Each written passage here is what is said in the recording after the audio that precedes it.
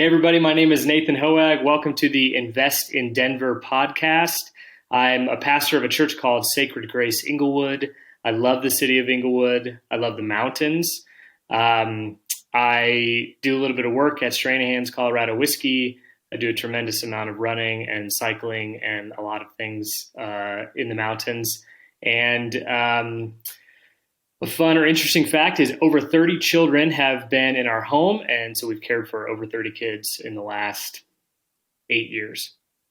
Wow, that's amazing, Nathan. I mean, that in itself is already very commendable. And I know a lot of parents that think just two kids is too much. So, how do you even find time with yourself or even you and your wife to do all these cool things with 30 kids going in and out of the house? Yeah, it's a good question. We spend a lot of time, um, on the weekends doing this kind of thing.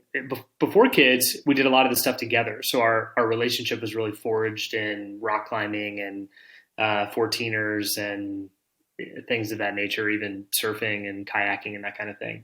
And then when we started having kids and kids started coming into our home by various means, foster care, adoption, that kind of thing, we started to do these things solo. So one of them would be home, one of us would be home with the kids, and the other one would be out doing things. So my wife still gets out and does things quite a bit too. And so we just have to kind of tag team it to make it work. But yeah, that's the best way to find time is to do it individually. Of course. Yeah. I mean, we'll definitely get into the foster, adoptive, and even your biological parents, or not parents, but children, going in further into this episode. But I do want to listen more of your story regarding just who you are, Nathan. I mean, I know you gave us a really quick synopsis of it, but I'm interested to Mm-hmm. hear how you even came into the Denver community and even more specifically Inglewood. And Mm-hmm. last I heard, you've been here for quite a long time, several decades, right? Yeah, so I have a kind of a roundabout way of calling Colorado home. I was not born here, so I have to clarify that for the native listeners and watchers, right? You have to say that if you're not actually a native. I was born in Pittsburgh, actually, but I have no memories of Pittsburgh. We moved here when I was very young, and we lived in Highlands Ranch when there was really nothing there. It was sort of my neighborhood and a school and a bunch of pasture essentially. And now Highlands Ranch is like, kind of blown up and it's completely different than it was when I was a kid. Um, but I lived just a little bit off of Broadway, and weirdly, over my life here in Colorado, I've almost always lived within a few blocks of Broadway. So I've lived north and south of where I am now, but I've always lived just a few blocks off of Broadway for whatever reason. We just sort of gravitate towards that thoroughfare for one reason or another. Um, Mhm. when I was in middle school, we moved to Atlanta, and so I lived there for a little while as well. And that my dad promised that would be a stop along the way, and he still lives there and two of my sisters still live there too. So we ended up staying there a lot longer than we had anticipated. But I got back here as soon as I could. This place is home to me, and I kind of have a hard time imagining living anywhere else. I absolutely love Colorado. So. Yeah, for sure. It's funny how I have never been in a state where that localness is such a sought after title. And Yeah. I know you mentioned in the email once we scheduled this interview, I was wondering how long you've stayed in Denver, and you were like 20 plus years. And at that point, I would consider you a local. but Yeah, to a lot of right. but to a lot of Coloradans or Denverites, it's almost like you have to have been born there in order for you to be Yes. considered a local. So, yeah, I don't know. Any thoughts on that? I'm curious why that is specific to here in Denver as opposed to any other state. I mean, that I've experienced, and maybe you've seen that contradiction. Well, not contradiction, but that dichotomy between Georgia, Mhm. Atlanta, Georgia versus Denver, Colorado. Yeah. Yeah. I think a lot of it has to do with so many people moving here from out of state. It's such a desirable place to live that it's just very rare that you run into somebody who actually grew up here.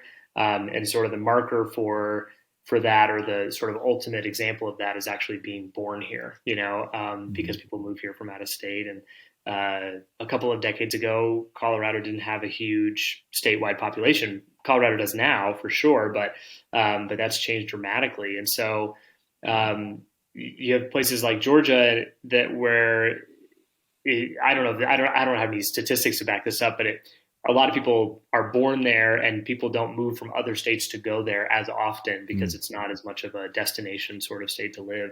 And so, yeah, you just run yeah. into fewer and fewer people, I think, around here who are actually born here. Most of them transplanted from somewhere else. So, my wife Yeah. being one of those people who was born here, and so I have to be very careful. I can't just say that I'm from here without clarifying, that I wasn't Right. born here. Totally. Yeah, so interesting. So that might be Mhm. a whole conversation in itself, but Yeah, yeah, I do want to go on to a topic that you brought up too, with you being a very outdoorsy person, and Mhm. you mentioned that you did some ultra marathons. Yeah. Where were they? Were they here in the mountains? Maybe in Colorado Springs? Where were they? They've been all over the state of Colorado, and I've done a couple in Utah, and that may be the only. I think they've all been here, and then a couple in Utah. Um, Okay. but yeah, I got into that a couple of years ago. Um, so I've grown up. My grandparents lived in Estes Park, and so we spent every weekend in Rocky Mountain National Park when I was a kid, and so I just had a strong familiarity with that place and fell in love with um, Long's Peak and so many of the other peaks in that area. And uh, throughout my early adulthood, I started rock climbing, and I started mountain biking, and I started doing some more mountaineering and alpinism and that kind of thing, and have even traveled to do some really big mountains outside of Colorado, and what I found was you have these various disciplines. You have rock climbing, for instance, or you might have backcountry skiing, or you might have running, and or 14ers are such a big deal in Colorado, and ultra running in the mountains especially allowed me to kind of combine all those things together. So what Mm, they allowed me to do is cover the same amount of terrain that I might cover in a multi-day backpacking trip, let's say, but I can mm. do it in a day, and I can do it really fast and really light. Not necessarily fast. I mean, ultra running slow, but much faster than if I would have gone multi-day. And so I just got really drawn to this idea that you can just kind of combine all these things together, and you can do something really big and compelling, and sort of daunting, and you can do it all in one day without having to stay the night out there or whatever. And so that just became really exciting to me, and it turned out there were races that were sort of geared towards this kind of thing. So I started signing up for these things and training for them, and that's just been a lot of fun. So Love it. And I guess full disclosure, I just signed up for my first 50K. I've yes, done maybe it's a a great distance. dozen half marathons, one marathon, and my knees were shot after that marathon. And the last time I did Yeah. that was in 2018.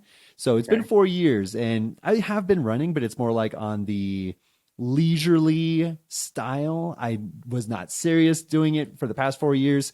But Mm, after being around people, especially here in Denver and Colorado in yeah. general, where people are doing these Ironmans, like going to Coeur d'Alene, Idaho, or like Boulder, Yeah. there's Ironman over there, and even a half Ironman sounds insane to me. And so I Yeah. was like, you know what? I got to up my game. I mean, to them, it doesn't sound insane. I got to see what all this fuss is about. So Yeah. finally getting into the training groove and trying to hit that 50K end of April of 2023. So Okay. that's So the that's plan pretty right early now. season. Yeah, it's early season. Yeah. Those early season ones are tough because you got to train through the winter to be ready. I always found that Yep. really difficult. I did a couple in May um, that were really challenging because you've got less daylight in your training. You've got snow a lot of times that you're dealing with, and then you've got other kind of like weird weather cycles and things like that. And so yeah, so April's going to be that one's going to come up quick. I'm excited Yeah. for you. That's really cool. Thank you. Thank you. We'll And is definitely it? have to I chat a assume little is bit it later. a mountain ultra? Or are you doing something in the Yeah. mountains? I Now, assume. Okay, I cool. forgot the specific trail name, but it's over in Colorado Springs. Yeah, Shoot, I forgot the name of it exactly, but I honestly, so my buddy, he actually convinced me to do it, and he's over in Austin, Texas, and he's more of a yeah, runner than I am. And he was like, dude, what if we did run in the mountains? And I did not look at the race. I didn't look at the track. I didn't look at the elevation. I was like, you know what? Let's just go because the more I look at it, I'm going to psych myself out from it. Right. yeah. So, I just went in head first, paid the fee, and I just knew I had to hit that 32-ish miles. Yep. with elevation. So as long as I complete it within what, 6.5 hours or whatever Yep. the time limit usually is, I feel like I'm going to be okay. So we'll see That's how it great. goes. Yeah, absolutely. Ultra running is about putting one foot in front of the other. It's it's a classic tortoise in the hare situation, and I've made the mistake many times of going out way too hot and flaming out and blowing up, and it's rough. So, if I could give you one piece of advice, it would be take it nice and slow. Get your bearings, get things all figured out, focus on water, nutrition, that kind of thing, because that's a lot of hours to be out there without, Oh yeah. a regular meal to have, and it's a Yeah. tremendous amount of water needs and that kind of thing. So yeah, I'm sure it'll be great for Pushing you the though. Yeah, thanks. I'm really excited for it, to be honest. We'll see how that goes as I go further into my winter training. Yes, yes, but absolutely. but nonetheless, I am curious, like when you're not outside or when you're not, yeah, outside running or doing these mountain biking things, I know you're definitely like a whiskey lover. You love your whiskey. Hmm. Yeah. Going to working at Stranahan's and also just loving Inglewood Grand. So I guess I'm Hmm. curious what brought about this affinity and why specifically Stranahan's? What do you do over there? So the affinity came about more because of the science of how whiskey is made than anything else. In fact, when I got really interested in whiskey, I didn't really like it very much. I found it kind of unappealing from a taste perspective, but I loved the way it was made. I thought it was so fascinating. And I was kind of starting to get into it and learn a little bit about it. And I think for a birthday or something, my wife took me to Stranahan's for a tour. And so I jumped on this tour, and I'm like, a kid in Willy Wonka's chocolate factory because I'm just learning about how this is done and what this piece of equipment does and their story. And I'm thinking, wow, this is so cool. And I'm clearly the most enthusiastic person on this tour, probably annoyingly so, but I was just so excited. And the tour guide made a joke. She said something about like, well, if you're really this into it, you should come work for us. And I very eagerly said, well, is that actually something I could do? And she said, yeah, actually we're hiring, and she's still kind of kidding this whole time. And I'm thinking, I'm not kidding at all. This is great. And I sent her a resume that night and she hired me. She turned out to be the tour director and she hired me, I think that week, as a tour guide. And that's how I started, was a tour guide. And I was a tour guide and I did the hand labeling. So all the labels are put on by hand, and they used to be handwritten too. So there's a little section that would tell you the batch number and like who distilled it and like their favorite band or something like that. So I would do a lot of that Yeah. labeling as well. And then I was a mixologist there for a little while at the bar, and did merchandising and that kind of thing. And then now all I do is special events. So like just twice a year, whenever there's a huge event where they need all hands on deck, I go back and I do I work there for a full day and for a special release. So I know enough about the product that I can kind of talk about it, and the special releases are really fun. It's like a big party, and they just need some extra help. So I go back and help with that. But I just love the process of distillation is fascinating to me. But then the aging process in the barrels, and the blending process, and the finishing process, and the grain and the yeast and the fermentation and all that, I just find so interesting. Again, from a science, I do now love the taste of whiskey, but I didn't Yeah. when I started. I just thought the science was so cool. So Yeah, I wonder if that science, the love for the science behind it, eventually evolved into like, oh, that's why it tastes this way. And now you got even more yes. connected to the whiskey Hmm. itself, like barrel aging or the vintage and things like that. Hmm. All of that sort of compounds on each other, which makes you more interested in the product itself. So Yeah, with that, I mean, I'm curious. I've never been to Stranahan's, but it sounds you should like go there's sometime. events. I definitely should. So my parents definitely have, and they brought back some really good whiskey. If I were to tell you like a certain name or style, I would be lying to you. But I definitely enjoy it. Yeah. I think the big thing is when are these events happening? I wanna be there at the next one. When is the next one? There's usually a major one in the winter and a major one in the summer. So the big winter one was 2 weeks ago. So I'm sorry you missed it. That one's the snowflake release, and that's where the head distiller will blend together or marry rather a bunch of different finishes of Stranahan's whiskey. So it's all Stranahan's whiskey, but they'll finish some in a stout barrel. They'll finish some in a maple syrup barrel. They'll finish some in a sherry barrel. They'll finish some in a Cabernet barrel, whatever. They'll finish them in these different barrels and then they'll marry them together and it creates this really complex and kind of Mm. fascinating, unique spin on Stranahan's whiskey. And each one of them is named after a different 14er. So, the last one was not Quandary. I can't remember which one we just released. It'll come to me. But anyway, each Yep. year there's a new one released in December. It's always the first Saturday of December. And this is the classic one where people camp out days in advance to make sure they get one because it's a really limited number of bottles. Mm. So I think the longest anyone's ever camped out for a bottle of Snowflake was like 2 weeks or something like that, which is just absurd. What? Yeah, it's Oh crazy my God. because it's a limited release, and if you're not there in enough time, you don't get a bottle. Um, these days, Stranahan's is producing enough that you probably don't need to be out there overnight, but it's like a fun thing. They have bands, they have live music, and a bar outside, Yeah. and a bunch of cool stuff. So it's kind of a fun experience. Yeah. Well, the other one's in the summer. It's called Cask Thief, and that's multiple bottles that are each their own individual finish. So, Snowflake might be a combination of multiple finishes. Cask Thief is you might go and buy six small bottles, and each one has their own finish, like in a honey barrel or from Mm. a puncheon barrel or whatever, a bunch of different kinds. So that's Cask Thief, but that's in usually June. So you got that one coming up. Gotcha. I'm excited for that one then.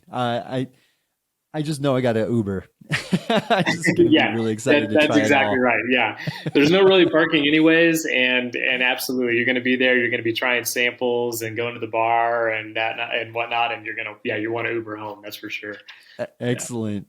Um, I mean, I know you mentioned earlier like the complexities of it and the science behind it, and you also mentioned your love for whiskey is matched almost by your love for coffee as well. Sounds like Mhm. you're a little bit more particular to your roasting of the coffee, how that all works. I mean, Mhm. you're a man of complexities, of sophistication at this point.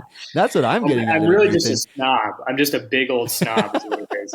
No, I mean Coffee's kind of similar. I've liked coffee longer than I've liked whiskey, but I didn't really care much about how it was made until third wave coffee kind of opened my eyes to not just how coffee is roasted and brewed, but also how it's sourced and Hmm. washed and produced. And I lived most of my life thinking coffee came from the United States. You grow coffee and however they make but this international industry, and we actually don't grow coffee here and really can't. Yeah. And it's all imported. And the people who make the coffee, who actually grow it and take it to a washing station and go through that process, um, they oftentimes are exploited if they're not treated well by the Hmm. consumer. And so I'm on the consumer end and they're on the production end, and there's a whole lot of space and change of hands in between. And so, Yeah. just caring about where my coffee comes from, I don't know that it makes a huge difference in anyone's life, but I hope that it does, and I hope that I'm buying coffees that actually take care of the people who are making it on the production Yeah. side. And then again, through that process, got really interested in, oh well, how do you roast this stuff, and how do you make it taste this way, and why does the Sumatra coffee taste, kind of earthy and briny, and why does a Ethiopian coffee have a bit of a like almost like tomato sort of flavor to it, like that. Hmm. I just got really interested in that kind of thing, and so Yeah. lucky for me, in addition to lots of distilleries in Denver and breweries, there's a whole bunch of coffee roasters in Denver, and so I have this wealth of opportunity to experience good coffee here, and I'm very grateful for that. It's really nice. Oh, so good. I know this is not much of a comparison, but I did work at Starbucks for maybe about 8 years of my life, and Uh-huh. during that time, you know, I would whether I had to do it or not, or just for the fun of it, just do these coffee tastings with my Yeah. fellow employees and Hmm. just pair it up with like a Danish or cheese Danish with a Sumatra or like something citrusy for Latin American coffees or something like Yeah. that. Of course, like how we brewed it is definitely going to be different than how a much smaller scale coffee place or roastery Yeah. would be preparing it and things like that, which makes you come to think how people prepare it often just changes the complexities of it and the sophistication Hmm. and just everything about it, whether it's like how you drink it, you let oxygen hit your tongue at the same time and all Hmm. that good stuff. So my question for you though, Nathan, is how do you prepare your coffee in the morning? Obviously it's probably past that Uh-huh. roasting point, well past that roasting point, but as far as preparation goes, how do you prepare it? So every morning I pull a shot of espresso from this little Italian-made manual espresso machine. So they're hard to find. It's called La Pavoni. That's the name of the brand. And I finally found one. I don't know, 6 or 7 years ago, and I like it for a lot of reasons. But it's a manual lever, so you're pulling this lever down, and you're pushing the water through the coffee, and that's just part of my morning routine. So I've got a little coffee bar set up at home, and my grinder and my beans and everything. I weigh everything, measure it out, grind the beans, and when the water's hot, I can actually pull the shot, and that's just part of my morning routine. And I realized a couple of years ago that I enjoy the coffee; it's really good, but it's actually the steps that I take that are as important as anything else. It's kind of that my mind and my body is kind of waking up for the day through the Mm, process of going through those steps. So even if I didn't drink the coffee, which of course I would always do, but if I didn't for some reason, it wouldn't really matter so much because I'm going through that rhythm. That's kind of the thing that gets me going totally. every day. So. Yeah. It's funny how the steps you take is almost a religious experience going Hmm. into what you're trying to accomplish. Let's say, even for running, I find that to be a very disciplinary, religious experience for myself. Like, even in my head, it brings a lot of clarity, mainly because I'm not, well, at times when the road or the trek gets a little mundane, my mind Hmm. wanders, which is Hmm. very gratifying to me. Yeah. However, when you're going up trails, you have to look where you step, and your Yeah. mind is forced to look down, be very conscious of where it's going before you roll an ankle or something like that. Hmm. So that due process that's necessary to get to the end goal is just as fun as the end goal. Yeah. The journey is as good, if not better, as the destination you're trying to achieve. So it's Yeah. all yeah, it's funny how you're so drawn to these things that just take time and requires your mental energy to get to that end point. I wonder if Hmm. that's just something about you or just something you're drawn to. Yeah, I don't know. My friends give me a hard time because I typically find the most complicated or difficult way to accomplish things that don't have to be that complicated. Like I could just enjoy a Yeah. standard cup of coffee, but I got to go through a process. And I could just I don't know. Drink whatever kind of standard whiskey there is out there. But I really care about the process and the roasting, and I feel that way about food too. I'm really careful about what I eat and what I cook, and I like to learn about new cooking techniques and different kinds of food and that kind of thing. And so Mm. I just get really interested in that kind of thing, and then I get kind of fixated on it. And I think similar. I mean, my job, my day-to-day job is actually in church work, and that requires a tremendous amount of theological and philosophical. Um, I mean, sometimes obsession. I mean, you're kind of Yeah. like you're tilling and cultivating this idea over and over again until not only it makes sense to you, but it's something you can make sense to other people. Um, Yeah. I like in the way that I can make whiskey make sense to somebody who knows nothing about it, on a tour or something like that. Or I'll do tastings at my house, and my goal is like, you don't have to like whiskey at the end of this, but I want you to appreciate what it took to get here. And Mm. similarly, on a Sunday, if I'm at church and I'm preaching on a passage from the Bible or something like that, I don't know that everyone's going to walk away being like, oh yeah, I'm all in, and I love Jesus, or I love what this thing is all about. But more like, I really would love for them to at least start by appreciating how complex and fascinating this is. And maybe Mm. that for them, kind of like it was for me, is a gateway into understanding more, you know? I like complex things like that. It's just interesting to me. Love it. So good. And speaking of like being conscious and being present for all these facets that you're very into, being a parent is something that Hmm. you need to be very present for. Hmm. Whether it's your own, whether it's being a foster parent or adoptive parent, it just Hmm. requires your energy, your love, the companionship all along with it. And you're an educator at the same time. I mean, you're Hmm. raising future humans, future Yeah. adults for the next generation. So, sounds like a lot of pressure already, but I'm curious how you even got into the foster parenting role. And, it sounds like they work in tandem with your work at the church too. Yeah. Yeah. I think the story on how my wife and I got into foster care is kind of unglamorous, and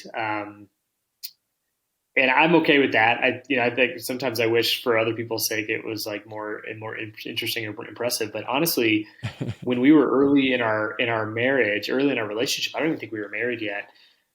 We were just really naive to some of the needs in the world around us. We both grew up in Mm, in pretty affluent, sort of suburban environments, and we didn't really yeah. know anybody who didn't have parents or a safe home or something like that. And so we just like looked into it one day for some reason, and we discovered that there were just hundreds and thousands of kids in the U.S. who needed homes. And to that point, all we really ever knew was sort of international adoption. We knew people who had adopted from different parts of Africa or adopted from, maybe China or Korea or um, Russia. And in my mind, because those were the only experiences we had, the only kids who had needs were in other countries.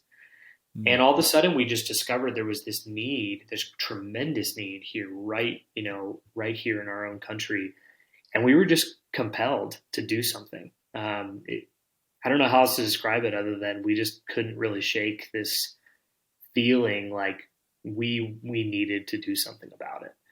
yeah. And we went to an informational class, and it was terrifying. It was like they basically just tell you all the worst possible things that could happen, and we were so shook up afterwards. We were like, I don't know, we're cut out for this, and we just again, even after that, we couldn't shake it. We were like, I think Yeah. we need to do this, and so we Yeah. got licensed, and kids started moving into our home, and it's been tough. It's been so tough. I mean, I don't know if I know. I don't think there's anything else that I've done in my life that is as hard as being a foster parent, Mm, and I don't know that I've done anything else in my life that's been as rewarding either. So yeah. maybe there's a correlation there, right? Difficulty Yeah. and reward maybe go hand in hand.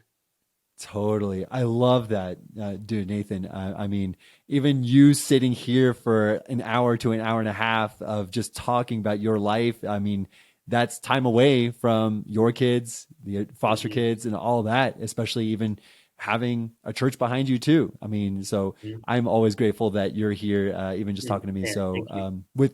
with that being said, too, I mean, like having so many kids go into your life and come out Mm-hmm. of your life as soon as I guess maybe I'm even naive on how this whole process works, especially Yeah. with kids that are preteens or even younger than that, Mm-hmm. not growing up with the same family for a decade or so. Mm-hmm. It's got to be tough on their mental. And Oh yeah. how do you Totally. help guide them to that next stage in their life after staying with you for so long? And of course, you build this attachment, right?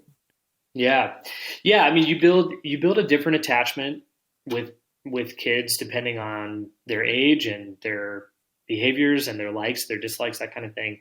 So we don't, some people assume that we develop this really strong attachment with every single kid moves into our home, and that's not necessarily the case. Attachment is kind of a funny, almost mystical kind of thing. It's really hard to put your finger on where it comes from. Yeah. And if a kid moves into your home and only lives with you for a week, the likelihood of you actually becoming attached to them and then becoming attached to you is actually pretty low. So there are Mm. definitely situations where we really haven't become, extremely attached. But Yeah. even when we do become attached, that's exactly what that kid needs. What they need is an adult who's willing to put it on the line and risk the pain of detachment for their sake. And that's usually what they've lacked in their life. They've lacked an adult who is willing to risk something for their benefit. So the way Mm. that Julie and I see it is when a kid moves into our home, or a couple of kids, as it is sometimes, we actually want to put all our eggs in that basket. Like we are gonna, and not because we think that kid's gonna stay, because usually they don't. Usually they don't stick around, and that means more pain for us on the back end. But I would so much rather experience that pain and communicate to that child that they have a safe place that they can put down roots and they can be totally themselves and be fully accepted as they are, um, even if that's going to be hard for me on the back end. So Mm. it's a roller coaster. There's beautiful things and there's horrible things, and the process itself is really pretty wild. I mean, you mentioned the process and like what does that actually look like? Well, what happens is something happens in somebody's household. Sometimes somehow something becomes unstable. It can happen through domestic violence. It can happen through addiction. It can happen through neglect. It can happen through death. Yeah. It can happen through so many different things. And social services will remove that child, and then we get a phone call and they say, can this child come live with you? And then we, as the foster parents, have to decide, is this the right fit for us? Is this the right time for us? Um, Mm. and that social worker is going to keep calling until they figure out where this kid's going to go. And then they move Yeah. in, and sometimes they stick around. So my daughter Mia and my son Lucas have both been adopted through foster care. And when they moved in with us, they were babies, and we had no idea if they were going to stay. And they were, going through a tremendous difficulty even as infants. And Yeah. and they ended up staying. We were able to adopt them, and we couldn't be happier. But the other Wow. 31 kids who've come through our home haven't stayed. They've all ended up somewhere else, and that's okay. That was their journey. That was their path, and it's just Yeah. different for everybody. Oh my gosh. Yeah, I myself am not a parent right now, Nathan, Mm-hmm. but I hope to be maybe even next year. Mm-hmm. It's always so tough to um, you're never 100% prepared, and I often hear that from everyone. You're Yeah. never going to be perfectly prepared. You're never going to be emotionally ready for a child, but I feel like I have enough dad jokes in my brain bank that it's I feel like it's Yeah. meant to be somehow Then one you're way or ready. another. Then you're ready. That's all it takes. That is the That's criteria it. to meet. That's the criteria. Yep. That's it. And one last thing before we move on, I do want to talk about Sacred Grace, of course, but Mm. I am very curious on the adoption side of it. And Mm. sounds like you found your adoptive kids through the foster care. But Mhm. I'm curious, let's say if you don't want to go from foster to adopt, how do you go straight into adopt? Are you aware of maybe that process? Yeah, there aren't the options in the U.S. for straight into adoption, not and sort of like not doing it via foster care, is not too dissimilar from what you would do internationally. It's just there's a few less steps. And so Hmm. there are a couple of websites where you can actually read some profiles of some kids who are looking to be adopted for whatever reason they haven't been able to be. And you can start an interview process where you're interviewing with social workers, and then eventually you get to meet, a child who you've been kind of paired with. They kind of do this matchmaking thing and try to pair you with a child who they think would be a good fit. That's one way. Another way is to go about the process of infant adoption. So that's where there's kind of a cache of willing adults who have passed all the background checks that they need to. Their home has been studied, and they're ready to adopt. And they're waiting on a biological mother to agree Hmm. to relinquish their rights to their child so that that family can adopt. And then even I then, see. there's a match process. So what that mother will do then will read your profile and choose you. So it's different with an older Oh. kid, and they'll choose you. And then it's different for each state, but in the state of Colorado, for instance, there is actually a period of time where the biological mother can change her mind, Hmm. and that can be very difficult for an adoptive family. But um, the process of actually birthing a child can oftentimes change a woman's mind on her preference on whether or not she Yeah. will keep that child or relinquish her rights to that child. So yeah, there's a couple ways of going about it. The honestly, the most inexpensive way and the way where there's the most need is via foster care.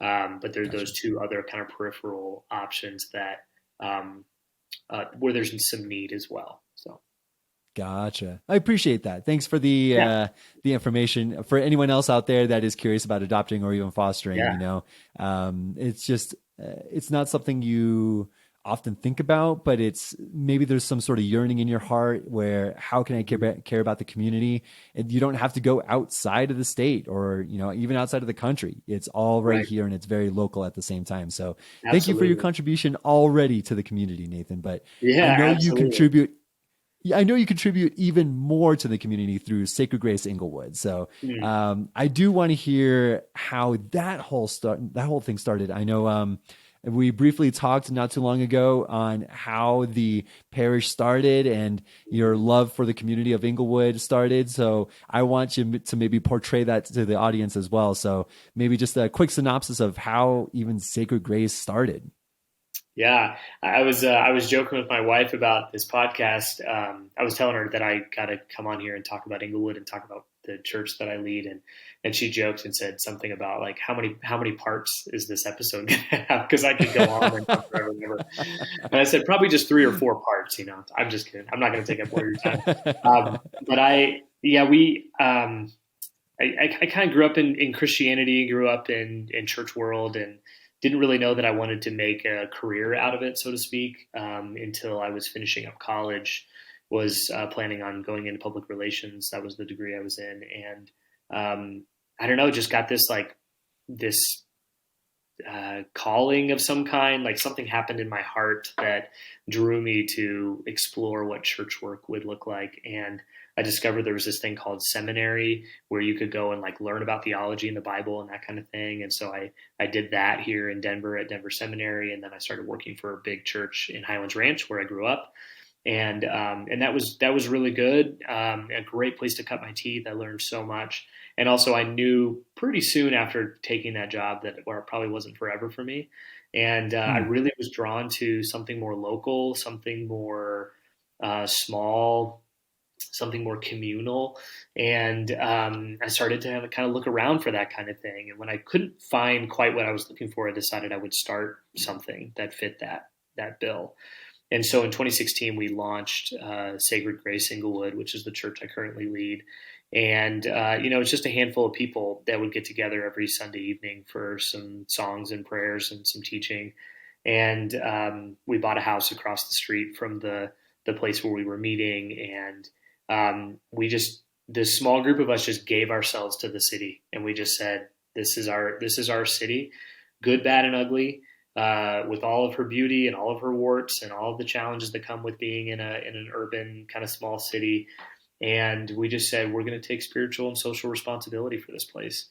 And it took a while to prove to the city that we meant that. It took Hmm. years, honestly, of just showing up and showing up and showing up.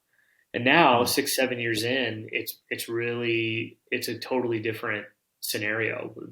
The city of Inglewood knows that our church is maybe the best place to start if we're going to solve a problem. And so now we Hmm. get the phone calls from the city rather than the other way around, and we get to be a part of what's happening in the city at the very roots and at the very core. And we've seen some tremendous things happen in the city as a result, and not because of us, but because of our partnership with the city. It's not us; it's like the Yeah. city is doing something amazing, and we just get to be along Yeah. for the ride. It's really really cool. So That is awesome.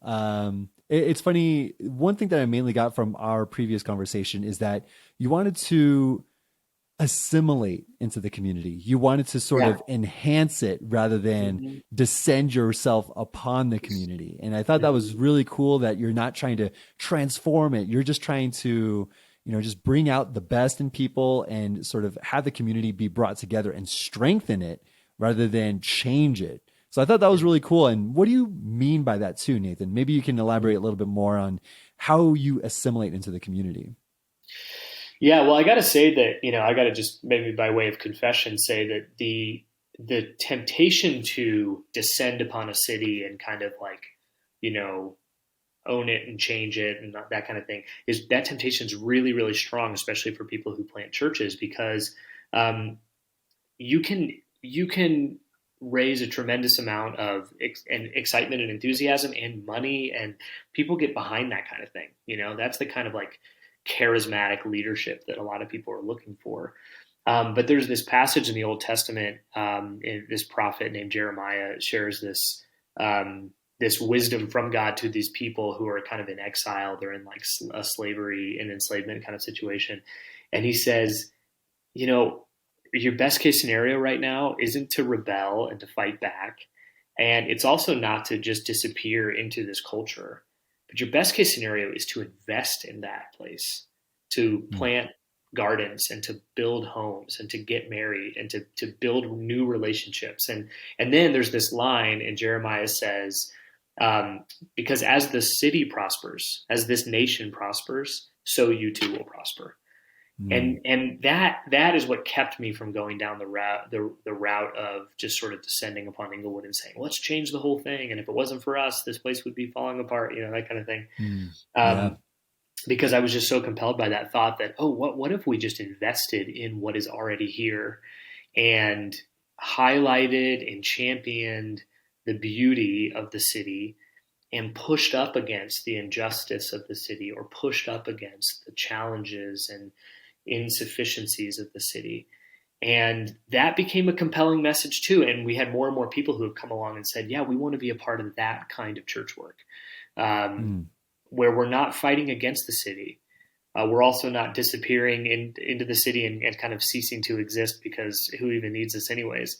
We found this kind of middle third way where we can, like, as the word used, I think assimilate is a good word, to be a part of the city, stitched into Mm. the fabric of the city, where there's an interdependency between our church and the city, and that's kind of what's come about over the last 6 or 7 years. Yeah. And I remember you mentioned that, like you said earlier, it's just not a huge community, but because it's Mm. so small, everyone knows each other. And Yeah, in a way, because it's so small and the same people start coming by every Sunday, and maybe they bring in their own friends and family to come in mm-hmm. the next Sunday after that, it feels organic. It really does feel like you're growing something as opposed to transplanting it from wherever you came from into Englewood, where Yeah, now Englewood's just growing its own community as if it's like its own farm. So yeah. it feels really good upon that. I mean, because Mm. it's so small, it just feels like it's a more natural progression of things within the community. So, with that being said, too, I know I think we might have mentioned this earlier in a separate conversation, but Cross Purpose, Yeah. who is it, Jeff Hall? I know they're not too far away from you guys, but they're doing great work over there as well. I mean, nonprofit Yeah. organization and getting people like into the workforce that have good skills that are Yeah. what's the word I'm looking for, very usable in the workforce, Mm-hmm. the utility behind it all, like getting certifications, becoming a CNA in the Yep. healthcare system, and I mean especially in Denver, I mean all of that is so important. So I Yeah. think there's some sort of partnership forming as I talk about this. I think you guys got to get connected somehow. Oh yeah, we've been connected with Cross Purpose for some time now. They're pretty new to our neighborhood. They just put their location in the south here.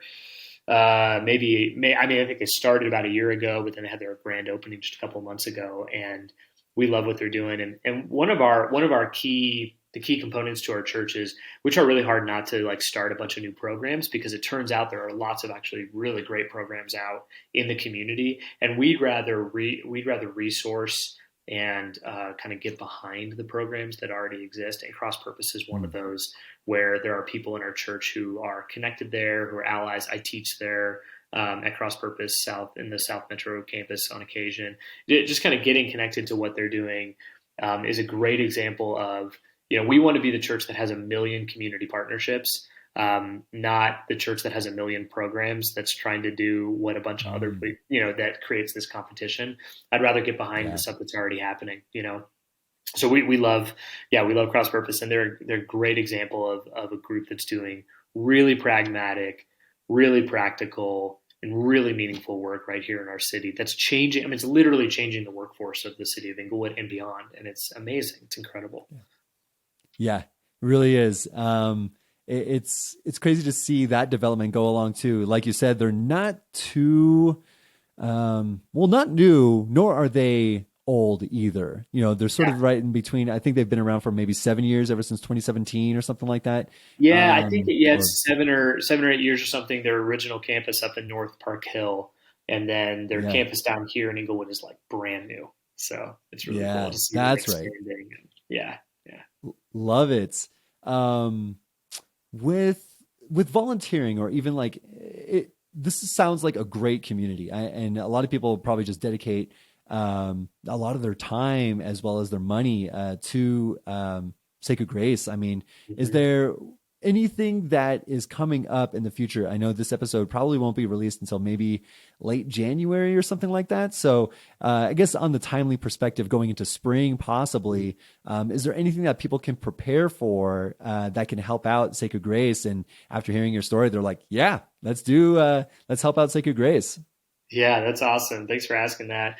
We we have there's one thing that we do every year that's like all hands on deck and everybody's involved, and it actually happened last weekend. It's called the Inglewood Christmas Store, and I can talk about that for a minute. And Yeah. really, people can get involved in that year round, even though it happens in December.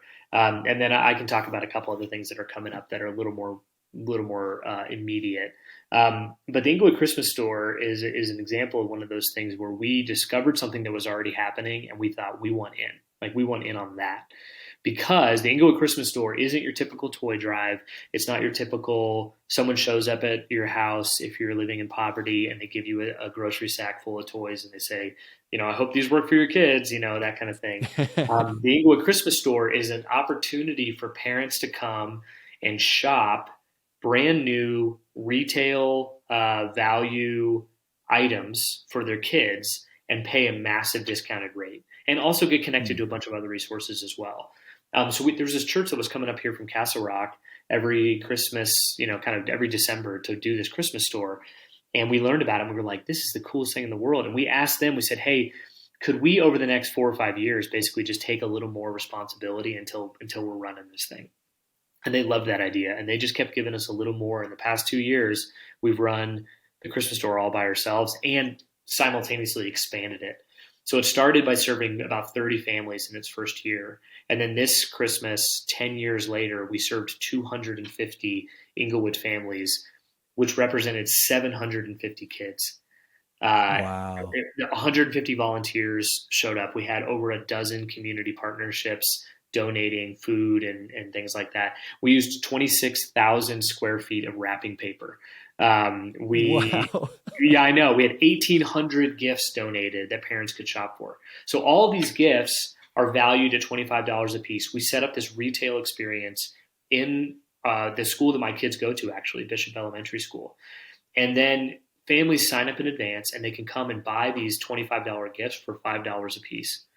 So we firmly believe that every human being has dignity and value. But when you give somebody agency, then they're able to access that dignity and value and utilize it Hmm. in a unique way. And so, agency comes through choice. Agency comes through currency. Agency Hmm. comes through ability. I mean, there's all these different ways that agency can take place. So we say that the Christmas store is setting out to make the holiday season affordable, attainable, and memorable for Inglewood families who need a little help over the holidays. And so families come in and they get to choose from 100 gifts. They're not getting handed a gift that they're going to give their child. These are all brand new gifts. They're not a used gift. They're paying a little bit, but they're not paying nothing. So they're still Yeah. contributing to the whole. And then while they're there, we give them groceries, and they get to buy. They get to pick out jackets off the rack that are free, and they get to enjoy the same hospitality as our volunteers with food and drinks. And then they get to wrap all their gifts there. There's free childcare, so we make it as accessible accessible as we possibly can. And in doing so, again, we activate agency, and therefore they can tap into that dignity and value that we believe they already obtained. So, Yeah. the store, I mean, we plan for the store year round, which is why people can jump in right now. Like, you can make a financial donation to make the store work at inglewoodchristmasstore.com. You can donate gifts at inglewoodchristmasstore.com. You can sign up to volunteer at inglewoodchristmasstore.com. And even though it's a year away, we hit the ground running in January. So we're planning for that thing in like a week, for next year. So Yeah, so good. I love it, Nathan. I mean, I was checking out the website myself, inglewoodchristmasstore.com, and it's so cool that you have so many capabilities for people to donate, volunteer their time, yeah. whatever that might be, to contribute to the community of Englewood. And Mm-hmm. going back to that facet of, instead of just giving someone a toy that, number one, the kids might not even like, Yeah. but Yeah. the agency behind it, and even meeting people within your community, is, I think, a higher gift or higher valued gift Yeah. than the gift itself, Yeah. knowing that they can come to a place where, like, they're very appreciative, and they take Mm-hmm. matters into their own hands, and it feels like they're donating to a certain cause as well. Yeah. It's just a win-win-win situation in all formations of it. So I think this is a really good idea. And hear that, people, make sure you're even signing up now, when this Yes. episode comes out in January or February. Get prepared for it and help out the community of Inglewood. Go This check it is out. a very solid program here. I absolutely love it. Um, that being said, I know you mentioned earlier, Nathan, that you are involved in various other boards, and the Mm-hmm. school board, the education, even with the local police force as well. Mm-hmm. Um, is that the amalgamation of just your relationships over time, ever since 2016 when you first opened? Or Mm-hmm. how did these relationships even start, and how did that progress into what it is right now? Yeah, it's a good question. There are kind of two. Well, there's lots of different kinds of boards, but there's sort of two ways to get on a board. One is to be asked to be on the board, and the other is to ask if you can be on the board. And it turns out in most cities and in most communities, there are a lot of boards that you can ask to be on. And it's one of the best ways to pull up a chair at a table and interface with people who make really big decisions every day. So, for instance, one of the things that I love about Inglewood is and this is most cities, but we have boards and commissions that advise our city council. So you have our city council, our mayor, and our other city councilors. They're elected officials. They're making huge decisions every single day that impact the city of Inglewood. They have citizen boards that advise them on those rules, planning and zoning, and the economy in Inglewood, and commerce in Inglewood, and utilities, and a variety of different things. And so the boards get to talk to and interface with these city council people. So I jumped on a couple of those sort of like immediately, and those were ones that I asked to be on. And then as time Yeah. went on, as again, we proved our sort of, I don't know, value to the city or trustworthiness, whatever it was, then we started to be asked to be on different boards. So board, I serve on the advisory board for Cafe 180, which is a pay what you can restaurant a block from my house. And it serves the entire community. It's not just people experiencing homelessness. It's not just people living in poverty. My family and I eat there all the time. My neighbors eat there all the time. And we get to rub shoulders with neighbors from all kind of different stripes and backgrounds, and because it's a really affordable way to eat a really great meal.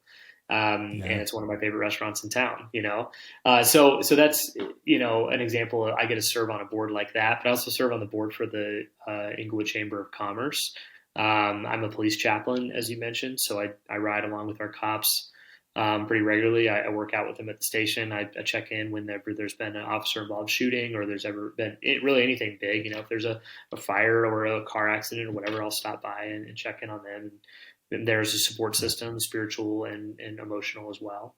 Um, Yeah.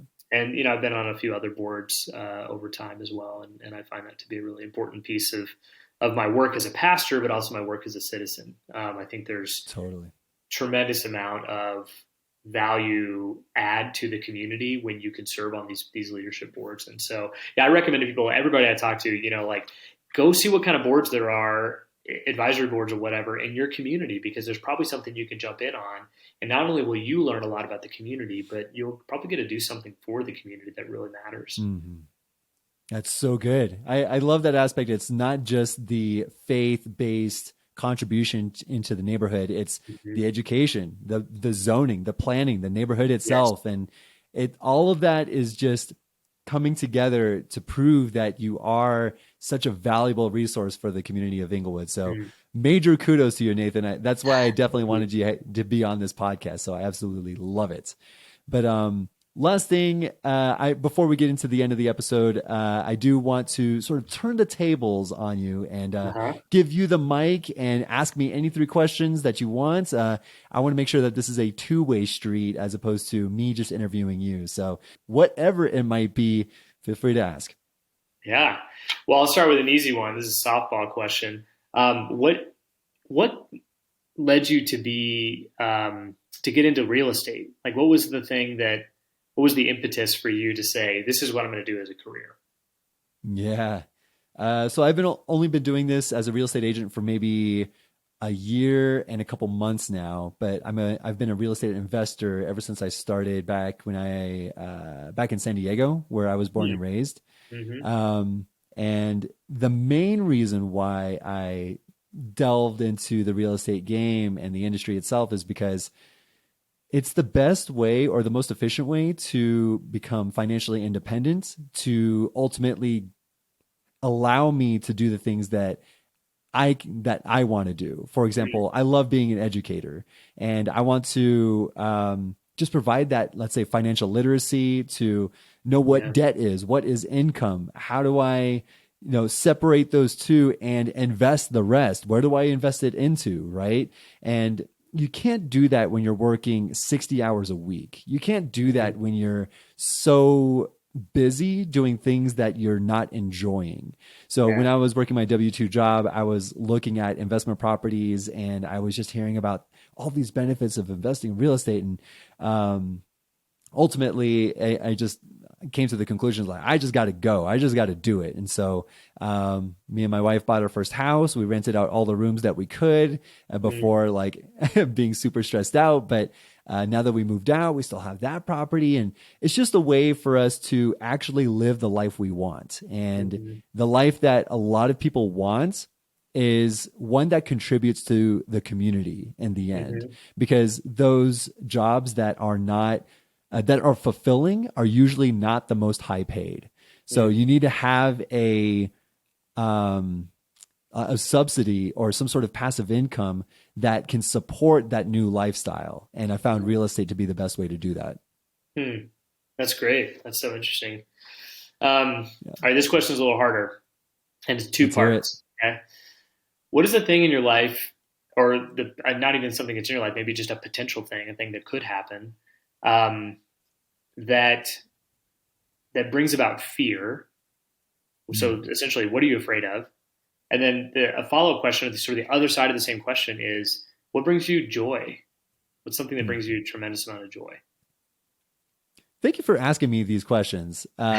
Most people are just asking, "What made you come to Denver?" And you're like, "No, I'm glad that you're you're getting a little bit deeper here, which I truly appreciate. Truly, what makes me fearful? I think what really brought it out, because, like you, I feel like I've come from a more affluent background, Mm-hmm. suburbia, things like that, and I'm eternally grateful for that. And there was a time where I was just not being fulfilled in my W-2 job, and I became a real estate agent here in Denver. And I did not make any money for like 4 or 5 months. Mm-hmm. And it was such a struggle to my ego as I mean, I don't know if this is politically correct, but as a man, like as a Mm-hmm. male, like Yeah, I want to be a provider for my family, right? sure.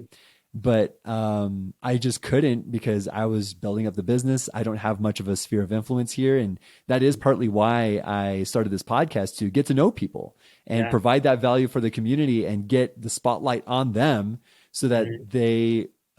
they feel like I'm their friend, which I hope they are. Yeah. Yeah. But what is fearful to me is that I'm not providing, or I'm not pulling my weight in the community, and Mm-hmm. that is my biggest fear. And I did not have that realization until recently. I just felt like dead weight for so long that I felt like it was just consuming and not giving back. So I think that's my Mm. main fear. Yeah, I think Um, you're onto something there. yeah, I think there's something about our contribution and even what we produce, depending on the industry we're in, that it's easy to tie our value to that, right? It's easy to think, well, that is sort of the only way that I have value is if I'm producing or contributing this or that.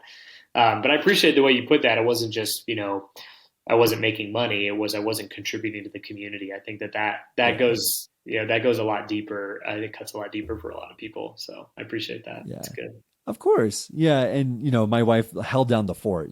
She's Yeah. she's killer and was very patient with me. And she knew that I was working hecka hard. Yeah.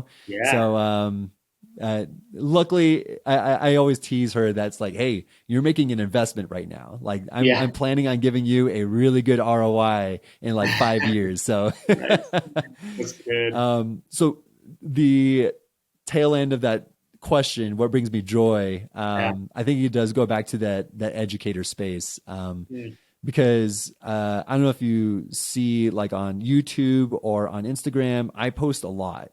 And it all Mm. has to do with people that want to get into real estate as well, because they see their parents or grandparents that bought their house for like $60,000, and here it is now worth 600 grand, right? Yeah. And Yeah. a lot of people are very um discouraged from like trying to even get into the game. Like they just don't know the options that they have. Yeah. And here I am to tell them that like, hey, all you have to do is put down 5%. Here are the closing costs. And 95% of my clients so far have been first time home buyers that Mm. previously, like even their families have just rented their whole lives. Yeah. And so it's so amazing to feel like I'm starting that next generation of this is possible. I can now Mm. have generational wealth going Mhm. into their kids or their grandkids. Mhm. So it just, that is the fulfilling portion of it. And that's what mainly brings me joy. Yeah. Wow, that's great. That's amazing. I love that. Have you ever been in a formal education space? Like, have you ever been a teacher or anything like that, or has it been kind of your own education as of your own doing? Yeah. As of my own doing, I am working. Maybe this is something I'll put onto the world, Nathan. I do want to get into the community college space and talk Yeah, about financial literacy, financial great. independence, because I was not a very good student from 18 to 24 ish. So I spent Mhm. 7 years of my life in community college because I had no idea what I wanted to do. Yeah. And I, at that age too, there's so many things changing. But anywho, the I'll tell you a little story too. Hmm. When I was in community college, I was working at Starbucks 9 to 5 ish, right? Or open till noon or something like that, right? And I wasn't able to take classes until night. And so Hmm. I would take these night classes, and the professors that came in for my community college that did night classes were the ones also working a 9 to 5. And so Hmm. after their 9 to 5, they were coming in to teach. And Yeah. so I was getting true to life experience Yeah. in their field, right? Wow. And I felt the passion. I felt the true to life stories behind it all, whether it's my biology teacher or Mr. Hmm. Oswald, my chemistry teacher. Like I remember all of their names, right? And Yeah. but going versus like a university, right? I went to UC Santa Cruz over in the Bay Area, Uh-huh. and those professors only know academia. They only wrote research papers. They only wrote papers for grants. And I'm like, you guys don't know what it's like in the industry, right? And Yeah. here's a lot of professors in universities that don't know how to start a business, even though they're business professors, right? Yeah.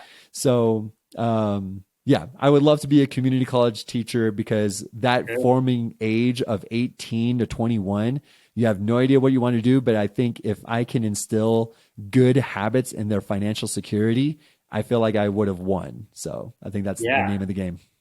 That's awesome. That's great. Well, I'll tell you this. I think not only do I think we absolutely need passionate, strong teachers, especially in the community college space, but I also think that when you can take something that you know really, really well and put it into a traditional education space, I think that's a beautiful thing. I love that, man. If there's any other question I get to ask you, this will pertain to it. But I love that we're able to create media kind of however we want to pretty easily, right? Like, I mean, I don't want to diminish the hard work that you put into this podcast, but it's a lot easier now to create a podcast than it was even 5 years ago, you know? And I think that's really great, but it also means that the consumer and the learner has to sift through a tremendous amount of information to find the information that's actually, you know, Yeah. the right stuff. Whereas in traditional education spaces, a community college being one of them, you know, when things are working properly, that's the cream of the crop. Those are people who are, like you said, actually in the field doing their work. So I would strongly encourage you, yeah, you know, if you're able to get back in that space, especially one that made such an impact on you, you know, what a way to give back to something that impacted you so much, you know. 100%. Yeah. If you know any professors or any admin that can get me into there, I mean, I'm honestly at the point where I'm just going to go on campus, put up some flyers and say, meet in room 405, Yeah, 7 to 9 p.m. do Let's it. go. Right. Do it. I might as well just Absolutely. start that. Absolutely. Well, I'm going to get you connected with the Inglewood Chamber of Commerce because we host a bunch of thought co-ops and idea labs, and we like to do it with people who are passionate about their field.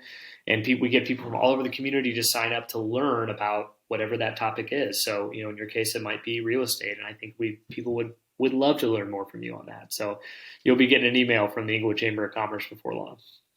Love it, Nathan. I mean, everyone needs a place to live. So I feel like That's that's right. super important. That's right. I mean, I know that's a two-parter question, but is there anything else you want to ask, or I can just tie it all together right now? Well, yeah, if there was one other thing I would ask, it would be, what do you think is the future of this medium for education? By this medium, I mean literally this podcasting.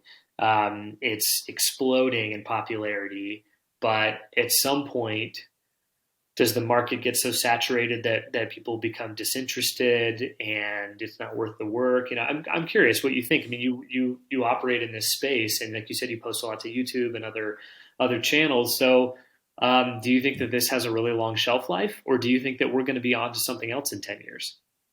Yeah, totally. Oh man, 10 years and technology years, Yeah, that's a lifetime. it's eons. Yeah, Um, right. but I will say too, though, like I said earlier, I think the biggest value I get out of podcasts is this relationship, like Mm, between you and me. yeah. Um, Having a genuine conversation that is entertaining at the same time Mm, is one that I can see the fulfillment months, if not years down the road. mm, Um, if you start a podcast, I would say find your niche. And I listen to a lot of real estate podcasts, and that like there's a lot, there's a ton, right? And it's all about real estate investing, whether it's like wholesaling, buy and hold, flipping, whether you're rookie or expert, whatever it might be.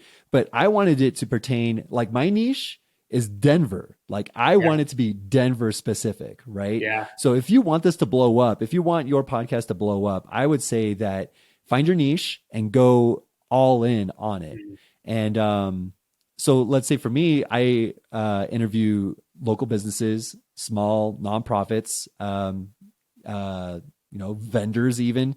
mm, I want to get some mayors on the podcast as well, and yeah. also real estate investors and real estate professionals, like other Mhm. real estate agents, whether they're on my team or my direct competitor, you know? Sure. Yeah. So all of this is very communal, and I want to keep that feel going forward. So, Mm, where I see podcasting in the future, and even within the past 3 years, it's evolved so much because now there's this video aspect, right? You're yeah. just filming people talking to each other in an Yeah. entertaining way. That is Uh-huh. it, right?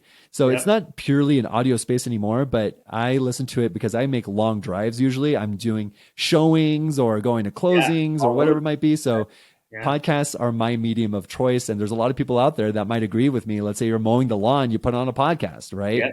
So I guess if you do want to start one, Nathan, because I feel like you have a really good host voice and you're a very Thank curious you. person as well, Hmm. that if you were to have or start a podcast, even Hmm. just interviewing people within the Inglewood community, I Yeah. think this is a really good space to do it. So if you Well, ever need help I starting it do up, have a let me know. podcast. I got to tell you, we do have a podcast, and I'm not the host, but I'm on the podcast. But our church runs it, and it's called the Parish Okay. Podcast. So you can look it up, Parish, Parish podcast. That's our podcast, and we do just that. We interview people from the Inglewood area, and we ask questions. And it's a video podcast. So like you said, you get to watch people have a conversation. And I Yeah. don't always think it's so funny. I'll watch a podcast that we created, whether I'm on it or not.